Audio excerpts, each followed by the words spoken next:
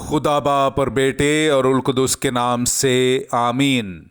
बहार colony coat Lakhpat Lahore से मैं एंड्रू इसाक आपकी खिदमत में हाजिर हूँ। मसीह में आप सब की सलामती हो। मेरे अजीज़ों, आइए हम खुदावंद अपने खुदा का शुक्र करें जिसने आज का ये खूबसूरत दिन हमारी ज़िंदगी में बढ़ा दिया।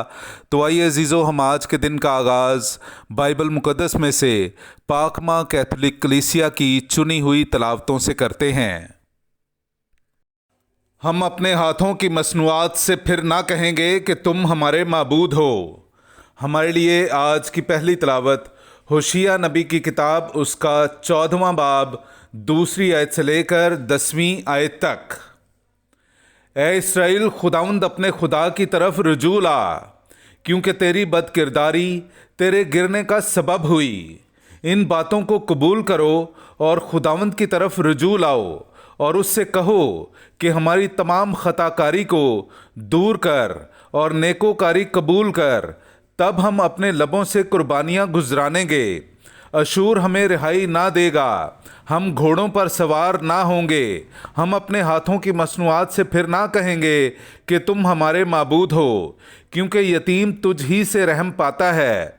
मैं उनकी बरगश्तगी का इलाज करूँगा, मैं कुशादा दिली से उन्हें प्यार करूँगा, क्योंकि मेरा गुस्सा उन पर से टल गया है और मैं इसराइल के लिए ओस की मानिद हूँगा।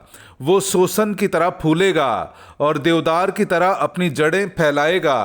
उसकी कौंपलें फूटेंगी, उसमें जैतून के दरख्त की सी खूबसूरती और लुबनान की सी खुशबू होगी।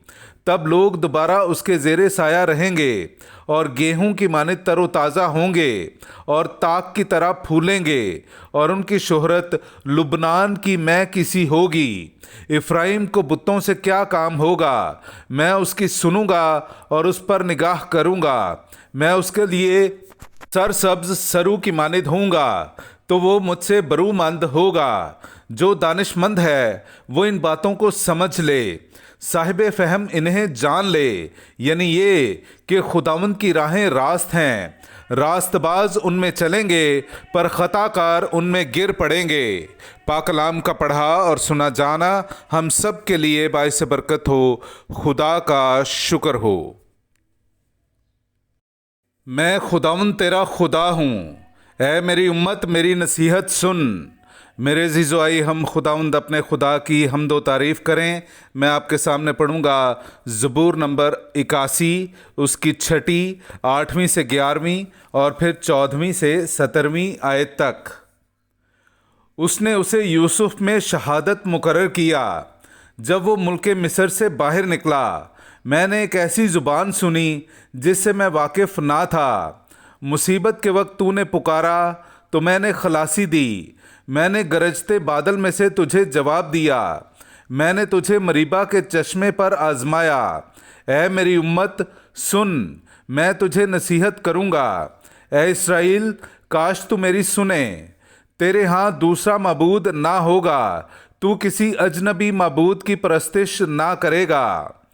काश मेरी उम्मत मेरी सुनती और इसराइल मेरी राहों पर चलता, तो मैं फ़ौरन उनके दुश्मनों को मगलूब करता और उनके मुखालिफों पर अपना हाथ चलाता। खुदावंद से नफ़रत करने वाले उसकी खुशामद करते, लेकिन उनका बखरा हमेशा के लिए कायम होता। और मैं उसे गेहूं का मैदा खिलाता और चट्टान के शहद से उसे सैर करता।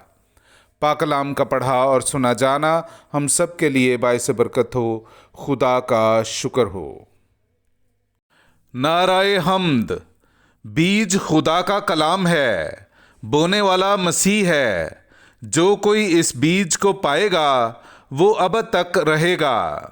मेरे अज़ीज़ों, आइए हम आज का इंजीली इक़्तिबास सुनते हैं। इंजील मुक़द्दस बामुताबिक मुक़द्दस मरकस उसका 12वां बाब 28वीं आयत से लेकर 34वीं आयत तक। और फ़कीहों में से एक ने उनका मुबाहिसा सुना और जानकर कि उसने उन्हें खूब जवाब दिया, तो पास आकर उससे पूछा कि सबसे पहला हुक्म कौन सा है? यीशु ने जवाब दिया कि पहला ये है, सुन न इस्राएल, कि खुदावंद हमारा खुदा एक ही खुदावंद है। پس تو خداوند اپنے خدا کو اپنے سارے دل اور اپنی ساری جان اور اپنی ساری عقل اور اپنی ساری طاقت سے پیار کر، اور دوسرا یہ کہ تو اپنے ہمسائے کو اپنی مانند پیار کر، ان سے بڑا اور کوئی حکم نہیں۔ اور فقیہ نے اس سے کہا، کیا خوب اے استاد، تو نے سچ کہا ہے کہ وہ ایک ہی ہے، اور کہ اس کے سوا اور کوئی نہیں، اور کہ اسے سارے دل اور ساری عقل اور ساری طاقت سے اور اپنے ہمسائے کو اپنی مانند پیار کرنا سب سوختنی قربانیوں اور ذبیحوں سے افضل ہے۔ اور جب یسوع نے دیکھا کہ اس نے عقل مندی سے جواب دیا تو اس سے کہا، تو خدا کی بادشاہی سے دور نہیں۔ اور بعد اس کے کسی نے اس سے سوال کرنے کی جرت نہ کی۔ پاک کلام کا پڑھا اور سنا جانا ہم سب کے لیے باعث برکت ہو۔ خدا کا شکر ہو۔